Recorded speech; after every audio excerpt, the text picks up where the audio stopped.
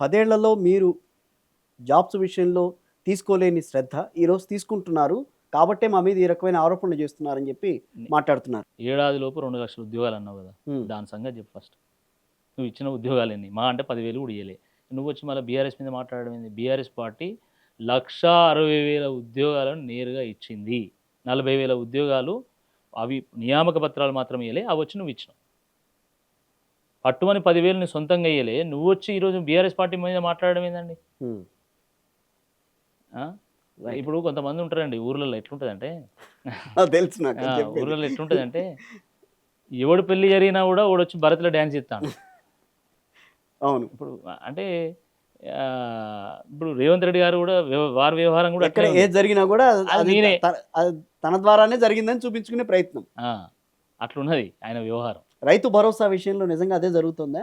అసలు భరోసా ఉందా? చాలా సార్లు ఇచ్చారు కదా, భరోసా ఇచ్చారని చెప్పి మాకు భ- రైతులే చెప్పుకున్నారుగా.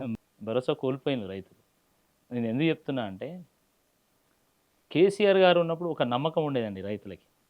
సమయానికి విత్తనాలు వస్తాయి, సమయానికి యూరియా వస్తుంది, సమయానికి టంచన్గా రైతు బంధు వస్తుంది, 24 గంటల కరెంట్ వస్తుంది, మనం మంచిగా కష్టపడితే పంట చేతికి వస్తుంది, పండించిన పంటకు ధర వస్తుంది, హ్మ్. ఇమ్మీడియట్గా మన బ్యాంకులో పైసలు వస్తాయి. ఎక్కడ అనేటువంటి ఒక ఎగ్గొట్టలేదు నమ్మకం. వాళ్ళు ఎగ్గొట్టలేదనే చెప్తున్నారు గట్టిగా. అసలు ఎక్కడ ఎగ్గొట్టలేదు మేము. ఆ.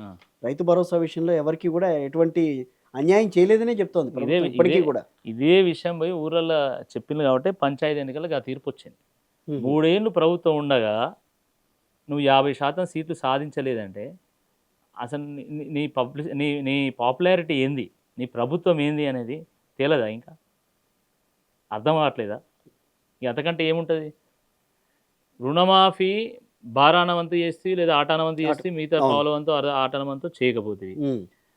రైతు భరోసా పేరు మీద ఓసారి ఇస్తే ఇంకోసారి ఇవ్వకపోతుంది. ఇప్పుడు ఎట్లా అంటే Yes. 2 సార్లు ఎగ్గొట్టిండు, 2 సార్లు ఇచ్చిండు. ఆ ఇచ్చుడు ఎప్పుడు?